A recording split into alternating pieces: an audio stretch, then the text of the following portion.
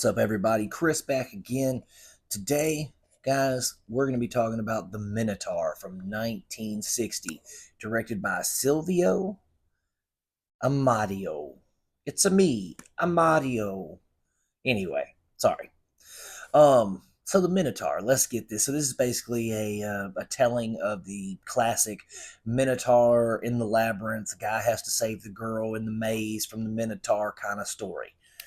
Now, those are always kind of cool. And I'm always down to see a good, Greek fantasy film where it's, we've got it like Clash of the Titans or Wrath of the Titans or even Jason and the Argonauts. I love those old classic Greek mythology kind of films.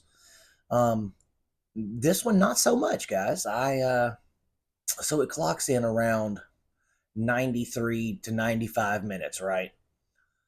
Here's the thing: if you have a movie titled "The Minotaur," then it should have a Minotaur in it.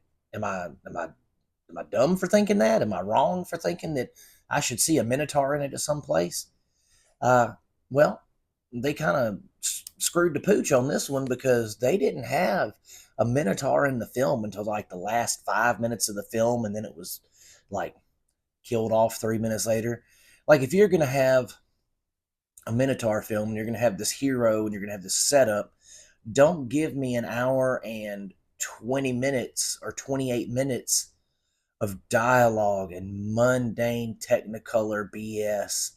I mean, sure, maybe for the 60s, for 1960, it was, cool looking and all that, but it was just boring, guys. It was a lot of whereas Jason and the Argonauts and the Clash of Titans, they have some good special effects, but there's also a good story.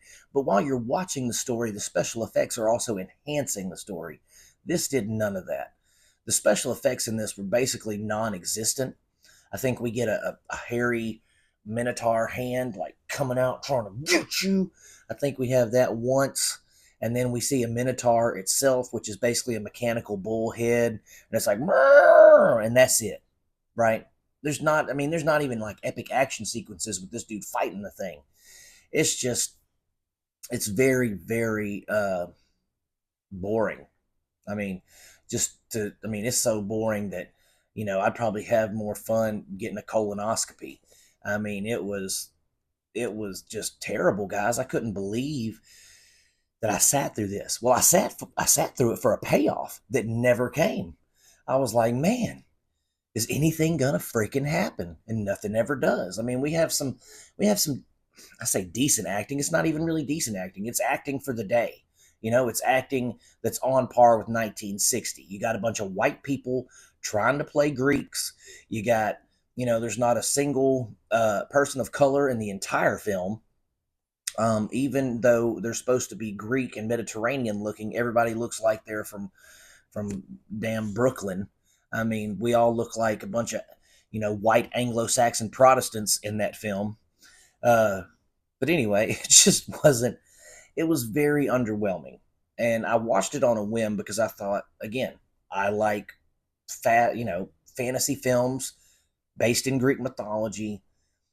The ones that I had seen previously, as I said, Jason and the Argonauts, Clash of Titans, those, Sinbad's Seventh Voyage in the Seventh Seas, versus the Kraken, whatever. Those films with the Ray Harryhausen, miniature special effects and stuff like that, top notch. That's what I was expecting. This, I feel like they were trying to make more of a sophisticated film, maybe, with their themes and dialogue and stuff like that. But again, if you're gonna have a movie about a Minotaur, show me the Minotaur before the end of the film. Give me 30 minutes of build up, right? We got an hour and 30 to work with. Give me 30 minutes of build up. Develop my main character, develop my hero, establish his relationship between the heroine and himself, right? Then for the next hour, have him either assemble his people, to help him in this quest, or have him on the journey to the quest. You know what I mean? And the finale of him fighting the Minotaur. Something like that would have been fantastic. But instead, we get this lackluster, overlong piece of trash. and I wouldn't recommend watching it at all, guys. I really wouldn't. Um, so the Minotaur, I'm gonna be honest with you, it gets about 1.5 stars. It was terrible. I wouldn't recommend it. You could watch it on Prime if you really want to, but I wouldn't. I mean, let's just say we should skip this one, guys. Just skip it. I'm doing you a favor. I took the bullet for you on this one. Don't give it a chance. Um, but guys, thank you for watching my videos. I really do appreciate you guys watching it. I do this because I love films and I love sharing my love of films and my opinion and thoughts on films with you guys. And I really appreciate you watching, guys.